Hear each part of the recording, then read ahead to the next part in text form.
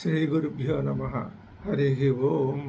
శ్రుతిస్మృతిపురాణానామాలయం కరుణాలయం నమామి భగవత్పాద శంకరం లోకశంకరం. ఓం సహనావతు సహనౌ భునక్తు సహ వీర్యంకరవావహై తేజస్వినావధీతమస్తు మా విద్విషావహై. ఓం శాంతి శాంతి శాంతి. ఏయం ప్రేతే విచికిత్సా మనుష్యే అస్తిత్యేకే నాయమస్తితి చైకే ఏతద్విద్యామనుశిష్టస్త్వయాహం వరాణామేష వరస్తృతీయః. అన్యశ్రేయః అన్యదుతైవ ప్రేయః తే ఉభే నానార్థే పురుషగుంసినీతః తయోః శ్రేయః ఆదదానస్య సాధు భవతి హీయతే అర్థాత్ య ఉ ప్రేయో వృణీతే. శ్రేయస్య ప్రేయస్య మనుష్యమేత తౌ సంపరీత్య వివినక్తి ధీరః. శ్రేయో హి ధీరో అభిప్రేయతే అభిప్రేయసో వృణీతే ప్రియో మందో యోగక్షేమాద్వృణీతే. దూరమేతే విపరీతే విషూచి అవిద్యా యా చ విద్యేతి జ్ఞాత విద్యాభీప్సినం నచికేతసం మన్యే నత్వా కామా బహవో లోలుపంతా.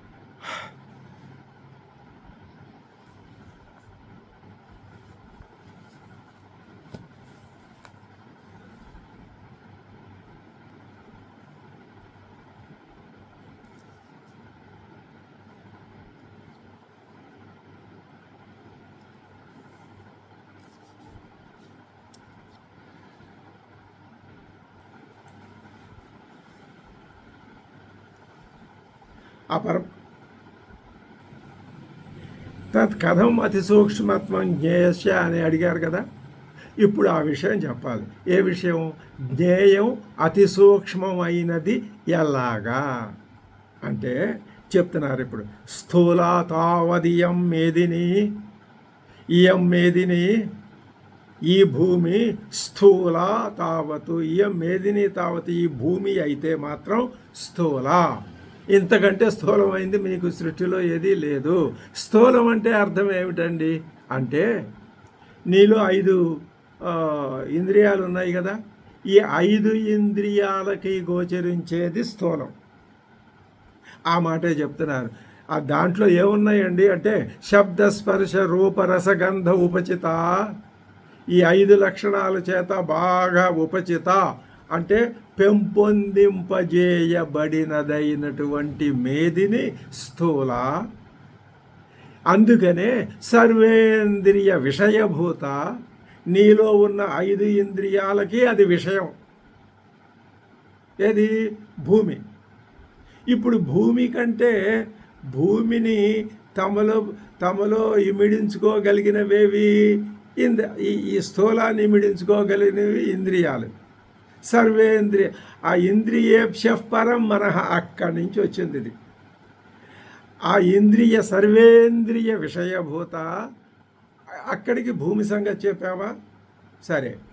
ఇప్పుడు తథా శరీరం, నీ శరీరం కూడా భూమి లాంటిదే. అదేమిటండి శరీరం భూమి లాంటిది ఎందుకైంది అంటే, ఇప్పుడు ఒక మాట చెప్తాం విను.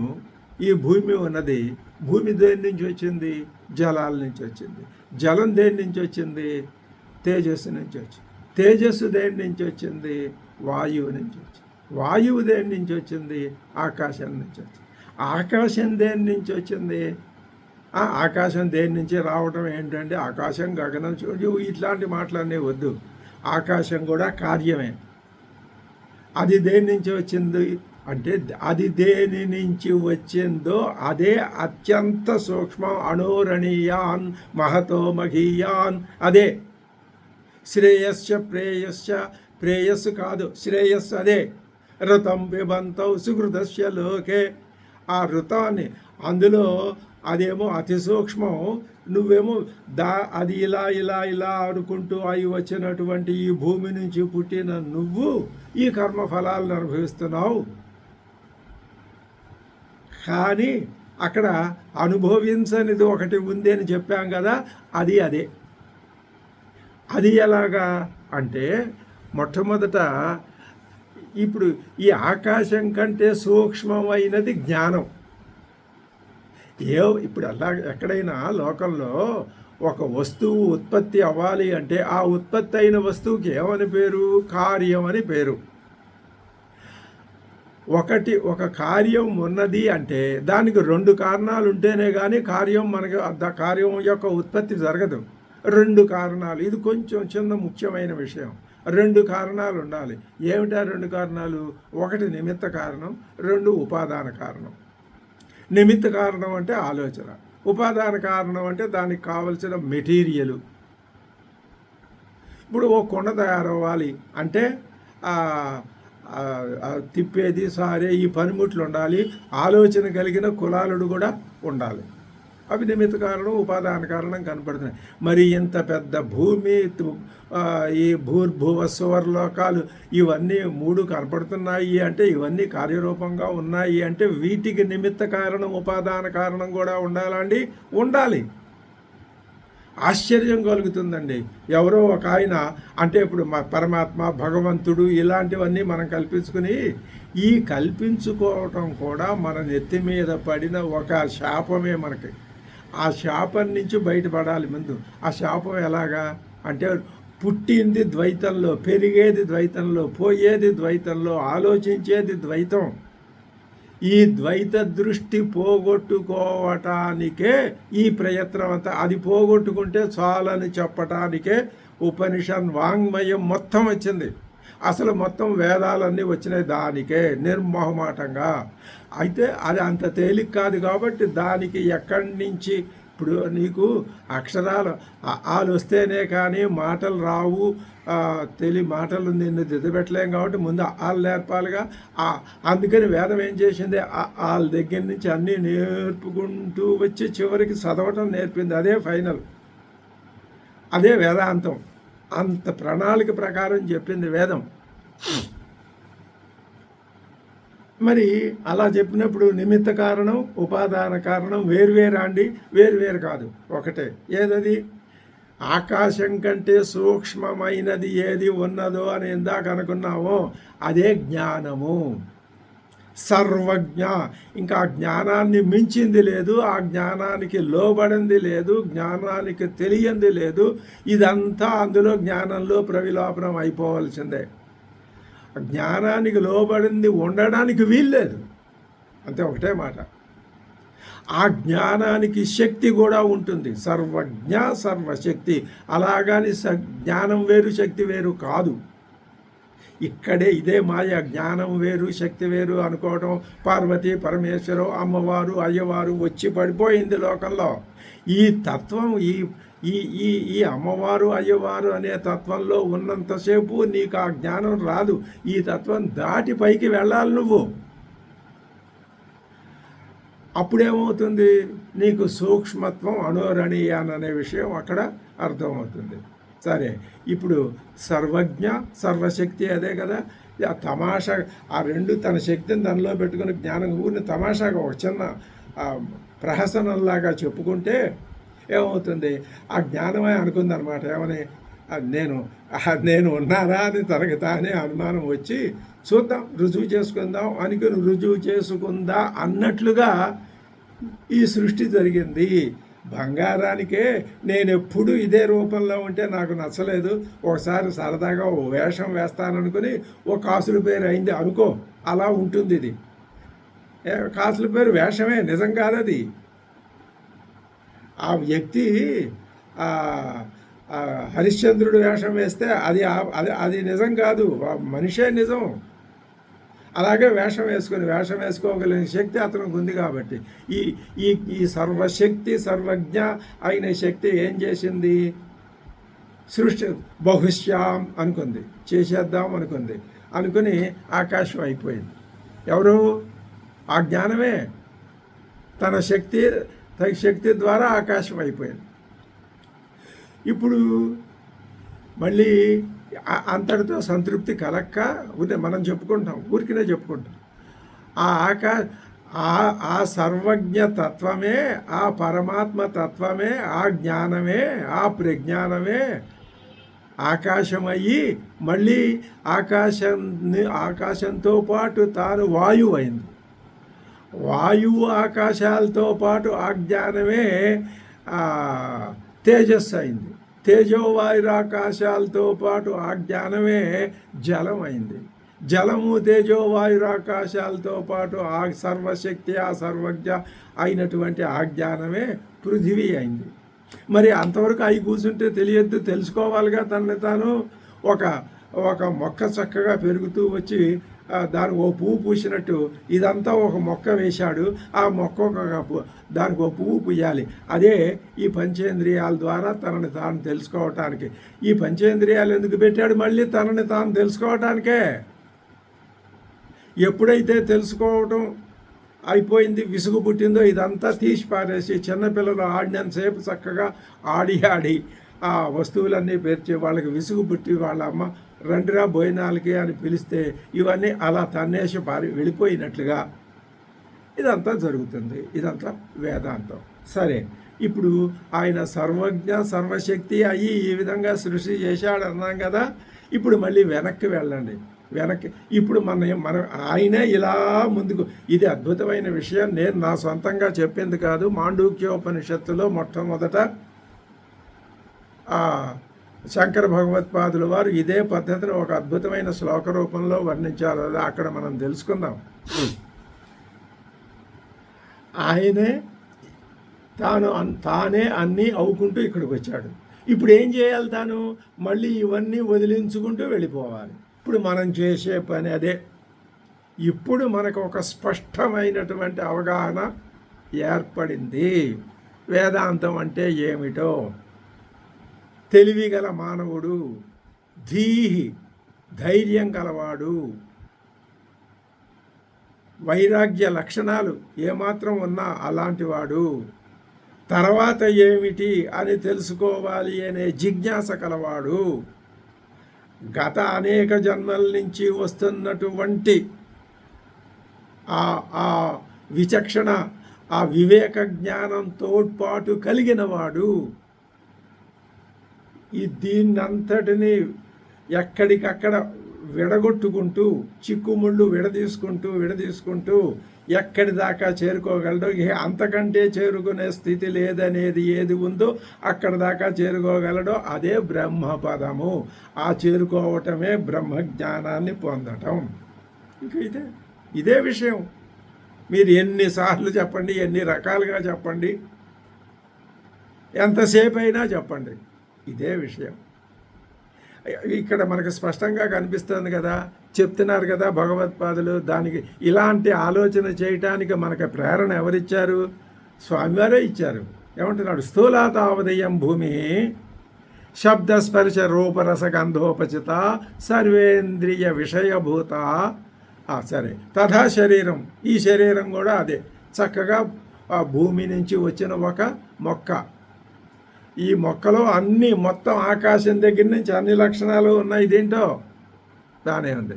తత్ర ఏకైక అన్నీ ఒక్కొక్కటి పెంచుకుంటూ ఇక్కడికి వచ్చింది. ఇప్పుడు ఉపచయం చేసుకో. అక్కడ ఉపచిత, ఇక్కడ అపకర్షణ, 2 మాటలు ఉన్నాయి.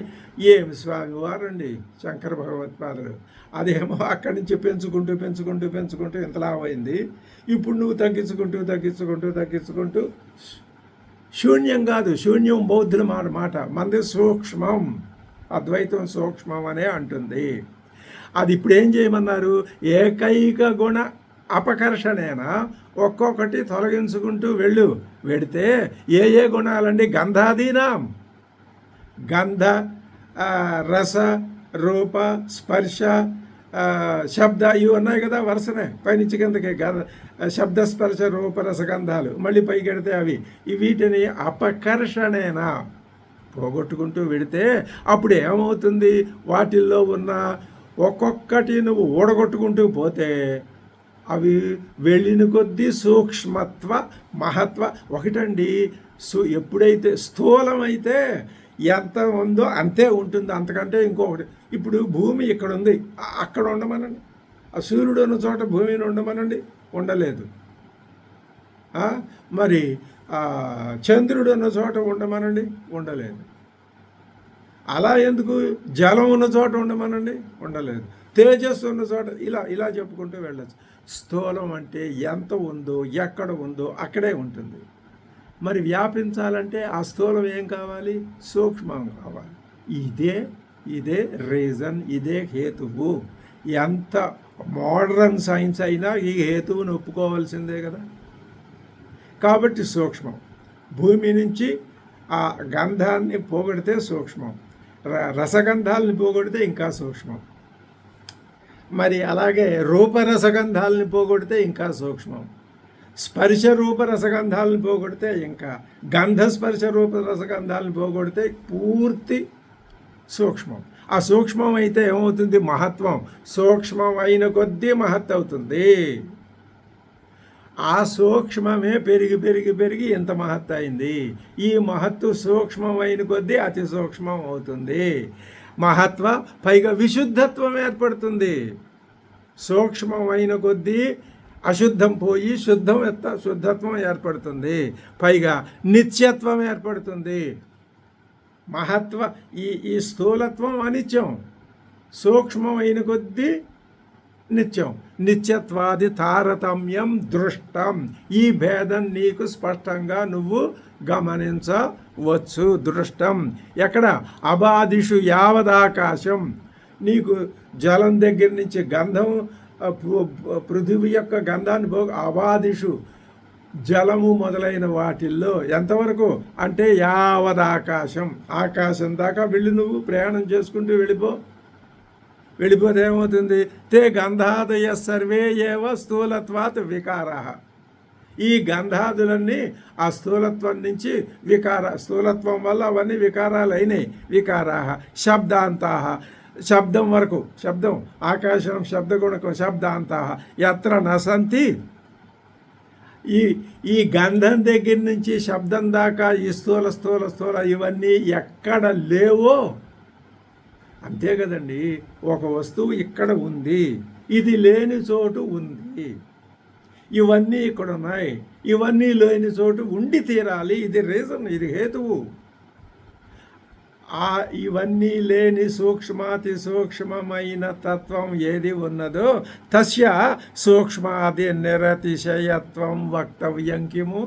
అది సూక్ష్మం, నిరతిశయం, నిత్యం అని వేరే చెప్పాలిదయ్యా. ఎంత హాస్యాస్పదంగా, హాస్యాస్పదం కాదు, ఎంత తమాషాగా సరదాగా మధ్య మధ్యలో కొంచెం హాస్యస్ఫూర్తి జోకు ఉండాలి కదా. స్వామివారు ఏమయ్యా కిము వక్తవ్యం చెప్పాలిదయ్యా నీకు. అంటే ఈ మాత్రం కూడా అర్థం చేసుకోలేవా? కాదండి గురువుగారు, మేము తప్పనిసరిగా చేసుకోగలం కాదు. కాబట్టి అవి నీకు చెప్పాలయ్యా. ఆ తత్వాన్ని ఇప్పుడు మీకు నేను ఉపదేశించాలి. ఎక్కడ మొదలైంది ఉపదేశం? కఠోపనిషత్తు యొక్క ఉపదేశం ఎక్కడ మొదలైంది? శ్రేయశ్చ ప్రేయశ్చ అక్కడ మొదలయ్యి క్రమక్రమంగా ఇప్పుడు కోర్టులో ఒక లాయరు ఒక ఆర్గ్యుమెంటు ప్రజెంట్ చేసి తన పాయింట్ని ఎస్టాబ్లిష్ చేయాలి అనుకుంటే ఎక్కడి నుంచి మొదలు పెడతాడు?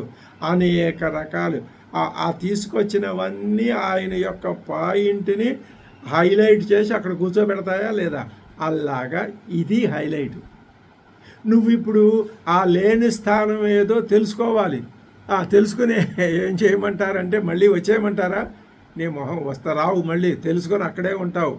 అదే బ్రహ్మజ్ఞానం అంటే అని మనకి మనమే అనుకోవాలి. మనకొరిని మనం ఎలా అంటాం? మనమనే అనుకుంటాం. కిము తస్య సూక్ష్మత్వాది నిరస్యత్వం వక్తవ్యం ఇత్యేతద్ దర్శయతి.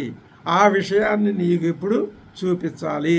అశబ్దమస్పర్శమరూపమవ్యయం తదారసం నిత్యమగంధవచ్చయతు అనాద్యనంతం మహతః పరం ధ్రువం నిచాయ్య తత్ మృత్యుముఖాత్ ప్రముచ్యతే. ఫలితం ఇది. ఎవరు చెప్పేది ఈ మాట? మృత్యుదేవత, యమధర్మరాజు. ఎవరికి? ఆ మృత్యుదేవతని పట్టుకొని గట్టిగా ఒక్క ఊపి ఎటు బెసగటానికి వీలు లేకుండా చేసి ఎదురుకుండా కూర్చోబెట్టుకొని తాను ఆయన పాదాల దగ్గర కూర్చొని నాకు ఏమైనా సరే నువ్వు చెప్తావా చెప్పవా అంటే, ఇక్కడ నాకు అని నచికేతుడు అన్నాడు అంటే పాపం ఆయన కోసం కాదు, మన కోసం, మనలాంటి సాధకుల కోసం ఆయనతో చెప్పిస్తున్నాడా లేదా? ఏం ప్రేతే విచికిత్స. మనిషి చచ్చిపోయినప్పుడు వచ్చిన ఆ విచికిత్స సందేహానికి ఇది సమాధానం. అక్కడి నుంచి ఇక్కడ దాకా వ్యాపించి ఉన్నది. అశబ్దం, అస్పర్శం, అరూపం, అవ్యయం తథా అరసం నిత్యం అగంధవచ్చయతు అనాది అనంతం మహతః పరం ధ్రువం నిచాయ తత్ మృత్యుముఖాత్ ప్రముచ్యతే. చాలా స్పష్టంగా చక్కగా ఉన్న విషయం అరటిపండు ఒలిచి చేతిలో పెట్టినట్టు చెప్పేస్తోంది ఉపనిషత్తు. ఏమని చెప్తున్నారు? అశబ్దం శబ్దం లేదు, అస్పర్శం స్పర్శ గుణం లేదు, అరూపం రూపం అనే గుణం లేదు, అరసం రసం అనే గుణం లేదు, అగంధం గంధం అనే గుణం లేవు. ఇంకా నీ ఇంద్రియాలు ఎందుకు నెత్తినేసి కొట్టుకోను, తీసి అవతల ఈ డొప్పలు ఇవి తీసి అవతల బారేయండి, అక్కర్లేదు, వీటితో పని లేదు. ఇది చాలా అద్భుతమైన విషయం. మనం ఏమనుకుంటున్నాం? ఈ ఇంద్రియాలే సర్వస్వం అనుకుంటున్నాం. ఇప్పుడు ఉపనిషత్ ఏం చేసింది? ఇవన్నీ ఇల్లు ఊడ్చి ఆ చెత్త అంతా పట్టుకెళ్ళి దాంట్లో బకెట్లో బుట్టలో వేసినట్టుగా ఇవన్నీ తీసుకెళ్ళి అందులో పడేసింది. వాటితో పాటు ఆ పడేసిన వాటిలో ఏమున్నాయి? ఇంద్రియాలు అన్నీ ఉన్నాయి. అవన్నీ పోతే ఇక్కడేం మిగిలింది? ఏం మిగిలాలో అది మిగిలింది. నీ శరీరంలో ఇంకో గమ్మత్తు చెప్పుకోవచ్చు మనం. ఇంద్రియాలు 5 ఆ స్క్రూ డ్రైవర్ పెట్టి ఊడదీసి 5 ఇంద్రియాలని తీసి అవన్నీ ఒక కవర్లో పెట్టి తీసుకెళ్ళి అందులో పడేసాం. తర్వాత ఇంకా ఈ భౌతిక శరీరం రక్తం, మజ్జ, అస్థి, మేద ఇవన్నీ ఉన్నాయి కదా, ఒక్కొక్క దాన్ని నెమ్మదిగా ఒలిచేసి అస్థిగా అన్నీ ఒలిచేసి దేనికి దానికి పార్సల్ చేసి అందులో పడేసాం. Waste paper బాస్కెట్లో పడేసాం. ఇంకేం మిగిలింది? ఏం మిగలలేదండి. ఏం మిగలలేదేమిటి? ఆ మాటలు చెప్పేదెవరు? నేను లేదే ఏమీ లేదని చెప్పేదెవరండి? ఇప్పుడు పోయింది నేను ఏదండి? ఇవన్నీ నేను అనుకుంటున్న నేను కూడా పోయింది. అప్పుడు ఏది మిగులుతుందండి? అవన్నీ కాను నేను మిగులుతుంది. అదే ఆత్మజ్ఞానం. ఇంకా ఇంతకంటే మనం స్పష్టంగా సూక్ష్మంగా ఈ విషయాన్ని అర్థం చేసుకోవటం కష్టం. అశబ్దం అస్పర్శం అరూపం అవ్యయం తథా అరసం నిత్యం అగంధవచ్చ యతు. ఇలాంటిది ఇవన్నీ ఏవి లేనిది ఏదైతే ఉన్నదో, యతు ఏది ఉన్నదో, ఏతద్ వ్యాఖ్యాతం చెప్పేశామంటే దానికి వేరే చెప్పక్కర్లేదు అంటున్నారు స్వామివారు. అది అటువంటి యత్ ఏది ఉన్నదో అది అవ్యయం. ఇవన్నీ వ్యయాలు. భూమి వ్యయమే, జలం వ్యయమే. వ్యయం అంటే పోతుంది, ఖర్చు అయిపోతుంది. అవ్వట్లేదు కదండి, సృష్టి మొదలైంది, ఎప్పటికో అప్పటికి పోతుంది. అది పోతుందని ఎలా చెప్పగలరండి? నీ శరీరం పోవట్లా? నీ శరీరం దేని నుంచి వచ్చింది? వాటి నుంచే వచ్చింది. నీ శరీరం పోతున్నది కాబట్టి అవి కూడా పోయి తీరుతాయి. నీ శరీరం దేంట్లోంచి వచ్చింది? పోయే వాటి. నీ శరీరం వచ్చినందువల్ల దానిని నువ్వేమని అర్థం చేసుకోవాలి? అది కూడా పోతుంది అనుకుని అర్థం చేసుకో. అలా అన్నీ పోతే ఇక పోకుండా ఏది మిగులుతుందో అదే జ్ఞానం. ఇదే అద్భుతమైన విషయం. అవ్యయం అది ఏది? యతు హి శబ్దాతిమతు తతు వ్యతి. వ్యతి అంటే పోతుంది, లేకుండా పోతుంది. వ్యయ అంటే వ్యయమైపోతుంది. ఏది? శబ్దాదిమతు. శబ్దాదులు ఉన్నవన్నీ పోతాయి. ఇదంతు అశబ్దాదిమత్వాతు. దీనికి శబ్దం లేదుగా. శబ్దం, స్పర్శం, రూపం, రసం, గంధం ఏమీ లేవుగా. లేకపోయేసరికి అవ్యయం. అవ్యయం అంటే అది అర్థం. అశబ్దం అస్పర్శం అరూపం అవ్యయం తదా రసం నిత్యం అగంధవచ్చ. ఇప్పుడు ఎక్కడికి తీసుకోవాలి?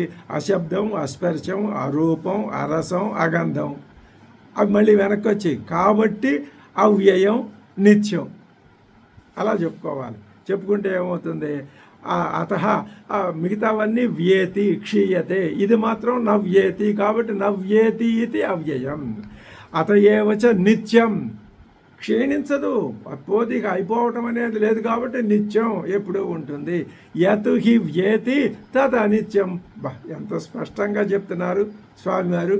యతు హి వ్యేతి, ఏదైతే పోతుందో అది అనిత్యం, నిత్యం కాదు. ఇవన్నీ పోయేవే. ఎక్కడి నుంచి? ఆకాశం కూడా పోతుందంటే పోతుంది. మేము నమ్మమండి. నమ్మకపోతే ఎలాగా? ఆ నమ్మం అంటే ఇంకా తత్వం అసలు సిద్ధాంతం అర్థం కాలేదని భావన. సరే, ఇదంతు నవ్యేతి అత నిత్యం, ఇతశ్చ నిత్యం, ఇది నిత్యం. ఏది నిత్యమైంది ఎలా ఉంటుంది? అనాది అవిద్యమాన ఆది కారణమస్య తతు ఇదం అనాది నిత్యం. అది అవిద్యమాన, అనాది అంటే చెప్తున్నారు. అవిద్యమాన ఆది అంటే కారణం. యస్య దేనికైతే కారణం లేదో అది అనాది. కారణమే దేనికైనా ఆది. కార్యానికి ఆది ఏది? కారణం. అసలు ఇప్పుడు కారణమే లేనిది, కారణం లేనిది ఎలా ఉంటుందండి? ఏది ఉండదండి. ఆ మాట చెప్పడంలోనే మనకు తేడా కనపడు. కారణం లేనిది ఉంటుంది అని నువ్వెలా చెప్పగలవయ్యా? నువ్వు దేంతో చెప్తున్నావో అదే అనాది. అనాది అవిద్యమాన ఆది కారణమస్య తత్ ఇదం అనాది. యత్ హి ఆదిమతు తత్ కార్యత్వాత్ అనిత్యం కారణే ప్రలీయతే. ఏ దేనికైతే ఆది ఉంటుందో అది కార్యం అవుతుంది. అప్పుడు ఏమవుతుంది? అది అనిత్యం అయిపోతుంది. ఏమైపోతుంది? కారణే ప్రలీయతే. ఈ శబ్దస్పర్శ రూపరసగంధాలన్నీ కార్యాలు. ఇవి కారణంలో ప్రలీయంతే, కలిసిపోతాయి. యథా పృథివ్యాది, ఈ భూమి జలంలో కలిసిపోతుంది. అదే ప్రళయం అని మన పురాణాలు. ప్రళయం లేదు, పాడు లేదు.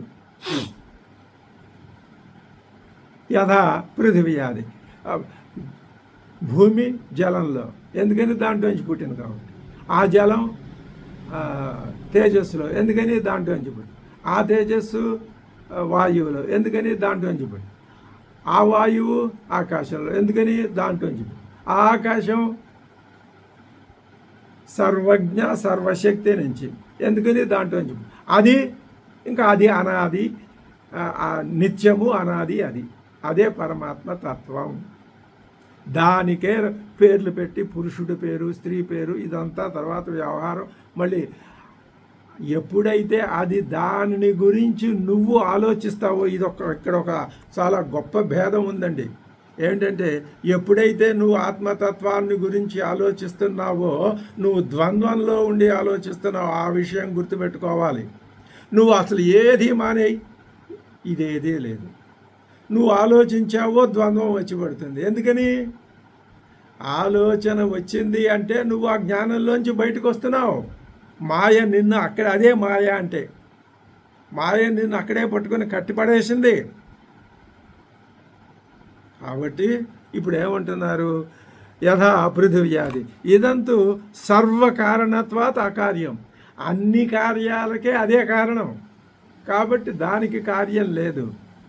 అకార్యత్వాత్ నిత్యం, కార్యం కాదు కాబట్టి నిత్యం. నతస్య కారణం అస్తి యస్మిన్ ప్రళయ.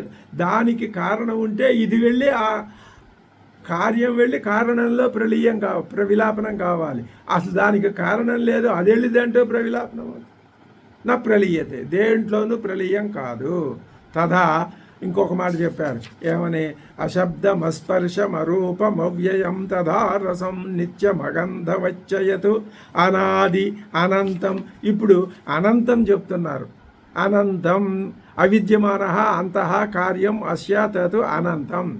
అంటే దానికి కార్యం అనేది అంతం. అంతం అంటే కార్యం. ఎక్కడ అంతమైపోతుందో అది కార్యం. దానికి కార్యం అనేది లేదు కాబట్టి అంతం అనేది, అంటే అంతం అనగా కార్యము దీనికి లేదు. అంతం అంటే కార్యం, అక్కడికి అయిపోయిందంటే అదే కార్యం, అది లేదు. కాబట్టి యథా కదళ్యాదేహే ఫలాది కార్యోత్పాదనేన అపి అనిత్యత్వం దృష్టం. ఈ బ్రహ్మం అనంతం అంటే అంతము లేనిది, అంటే కార్యము కాదు కాబట్టి అనంతం. అంటే ఇప్పుడు ఈ అరటి చెట్టు, దోసపాదులు ఇవి ఉన్నాయే, ఇవి ఏం చేస్తున్నాయి? కార్యాన్ని ఉద్భవింపచేసి అవి అంతమందిపోతున్నాయి. కానీ బ్రహ్మం అనంతం. అంతమైతే ఏం చేయాలి? కార్యాన్ని ఉద్భవింపచేసి అదేమైపోవాలి? నశించిపోవాలి. అలా కాదు ఇది. కాబట్టి బ్రహ్మం కార్యం కాదు. కాబట్టి కార్యోత్పత్తి మూలకంగా నాశం అనేది లేదు. అదే చెప్తున్నారు. ఏమని అంటే యథా కదళ్యాదేహే ఫలాది కార్య ఉత్పాదనేనాపి అనిత్యత్వం దృష్టం. అవి ఏం చేస్తున్నాయి? ఫలం అనే కార్యాన్ని ఉత్పత్తి చేస్తున్నాయి, అవి పోతున్నాయి. నచ తథాపి అనంతవత్వం బ్రహ్మణ. బ్రహ్మకి అటువంటి అనంతత్వం అది అది అలాంటిది లేదు. దీనికి అనంతత్వం ఉన్నది. అతహాపి నిత్యం, అందువలన కూడా అది నిత్యమే. ఇంకొక లక్షణం ఉంది. ఏడు అశబ్దం అస్పర్శం అరూపం అవ్యయం తథారసం నిత్యం అగంధవచ్చయతు అనాది అనంతం మహతః పరం. అది చెప్తున్నారు. మహతః మహత్వాత్, మహత్వం ఏది? బుద్ధ్యాఖ్యాత్, పరం విలక్షణం, బుద్ధి కంటే పరమైనది. ఎలాగా అంటే నిత్య విజ్ఞప్తి స్వరూపత్వాత్. నిత్య విజ్ఞప్తి అంటే ఎప్పుడు చైతన్యం, జ్ఞానం జ్ఞానం జ్ఞానం, నిత్య జ్ఞానమే తప్ప అందులో మరి బుద్ధి మనస్సు ఇలాంటివేమీ లేవు. సర్వసాక్షి, అన్నింటినీ కేవలం సాక్షిగా అందుకనే ప్రేత్యాస్మాల్లో కాదు, అతి ముఖ్య నువ్వు సాక్షిగా ఉండు, సాక్షిగా ఉండు, సాక్షిగా ఉండు అని మొదటి నుంచి మొత్తుకుంటున్నది ఉపనిషత్తు. నువ్వు చూస్తూ ఉండంత, అన్నీ అలా చూస్తూ ఉండు. ఇదే సాధన. చూస్తూ ఉండు. దుష్టపు ఆలోచన వచ్చింది, చూస్తూ ఉండు. దాన్ని కార్యరూపంలో పెట్టావు, అదే లోపించింది రావణాసురుడిలో. అది సంపూర్ణంగా ఉంది శ్రీరామచంద్రుడిలో. ఆయన ఎప్పుడు అన్ని సాక్షి, ఆయన అన్ని పనులు చేశాడు, అయినా సాక్షి మాత్రంగా ఉన్నాడు. రావణాసురుడికి అది చేతకాల, అందుకని దాని ఫలితం అనుభవించాడు. ఆ తేడా తెలుసుకో అని చెప్తున్నారు. అదే చెప్తున్నారు అని మహతః మహత్వాత్ బుద్ధ్యాఖ్యాత్ పరం విలక్షణ. ఎందుకని? నిత్య విజ్ఞాన స్వరూపత్వాత్ సర్వసాక్షి సర్వభూతాత్మత్వాత్ బ్రహ్మ. బ్రహ్మ సర్వసాక్షి, సర్వభూతాత్మ అదే, అందువలన అన్నింటికి సాక్షి. ఏష సర్వేషు భూతేషు అని కఠోపనిషత్తు ఇంతకుముందు చెప్పింది కదా, అలాగే. ఇంకొకటి మిగిలింది. మహతః పరం ధ్రువం. ధ్రువం అంటే కూటస్థం నిత్యం, అంటే కొండ కొమ్ము వలె లవలేశం కూడా కదలనిది ధ్రువం. అదే కూటము. కూటం అంటే కొండ కొమ్ము, కూటస్థం కొండ కొమ్ములాగా పడి ఉండేది. పృథివ్యాధివత ఆపేక్షికం నిత్యత్వం. ఈ బ్రహ్మ పృథివీ జలాలు మొదలైనవి వలె మిగతా వాటితో పోలిస్తే వచ్చే నిత్యత్వం కాదు. దీని నిత్యత్వం ఆపేక్షిక నిత్యం కాదు. ఇప్పుడు భూమితో పోలిస్తే జలం నిత్యమే, జలంతో పోలిస్తే రూపం ఏది తేజస్సు నిత్యమే, తేజస్సుతో పోలిస్తే వాయువు నిత్యమే, వాయువుతో పోలిస్తే ఆకాశం నిత్యం, ఆకాశంతో పోలిస్తే ఇవన్నీ లేవు కాబట్టి జ్ఞానం నిత్యం. అలాగా ఆత్మ తత్ ఆపేక్షికమైన నిత్యత్వం. అది నిత్యమైన నిత్యత్వం కాదు. నిత్యమైన నిత్యత్వం ఒక్క పరమాత్మకే. తతు ఏవం భూతం బ్రహ్మ. ఇదిగో ఇటువంటి బ్రహ్మని నిచాయ్య అవగమ్య. అవగతి మళ్ళీ వచ్చింది. గముల్ గతవు ధాతువు, అది షదుల్ విశరణ గతి అవసాధనయో. గతి అంటే అదే అర్థం. మొట్టమొదట అసలు ఈ ఉపనిషత్తుకి మొట్టమొదట భగవత్పాదులు ఉపనిషత్ అనే మాటని ఆయన చక్కగా వివరణ చేసి వ్యాఖ్యానం చేసి దానికి అర్థం ఎందుకు చెప్పారు. ఇదిగో ఎందుకు. చాలా ఆయన ప్లాన్ చాలా సూక్ష్మంగా ఉంటుంది. అది ఇక్కడ మనం పట్టుకోవాలి. అది అవగమ్య. నీకు అవగమ్యత్వాన్ని అవగతిని కలిగిస్తున్నది కాబట్టి ఇది ఉపనిషత్తు. గతి అనే ఆ ధాత్వార్థంలో గతి అనే అంశం విశదమైందిగా మనకిప్పుడు. అది తం ఆత్మానం, నీ యొక్క స్వరూపాన్ని, అది ఎక్కడో లేదు, నీ స్వరూపమే. దానిని మృత్యుముఖాత్ మృత్యుగోచరాత్ అవిద్యా కామ కర్మ లక్షణాత్ ప్రముచ్య. అది తెలుసుకో. మృత్యుముఖాత్ విముచ్యతే. నీకు మృత్యు ఉండదేగా. ఎందుకని? మృత్యువుని కలిగించేవన్నీ పోయినాయిగా. ఆ ఉన్నదానికి మృత్యువు లేదుగా, ఇంకేంటి? అదే మృత్యువు లేకపోవటం అంటే తప్ప ఈ శరీరమే 200 ఏళ్ళు 500 ఏళ్ళు ఉంటుందన్నది శుద్ధ తప్పు, అది పనికిరాదు అని ఈ విధంగా ఏం చెప్పారు? అశబ్దమస్పర్శమరూపమవ్యయం తథారసం నిత్యమగంధవచ్చయతు అనాద్యనంతం మహతః పరం ధ్రువం నిచాయతన్మృత్యుముఖాత్ ప్రముచ్యతే. ఓం సహనావవతు సహనౌ భునక్తు సహ వీర్యంకరవావహై తేజస్వినావధీతమస్తు మా విద్విషావహై. ఓం శాంతి శాంతి శాంతి.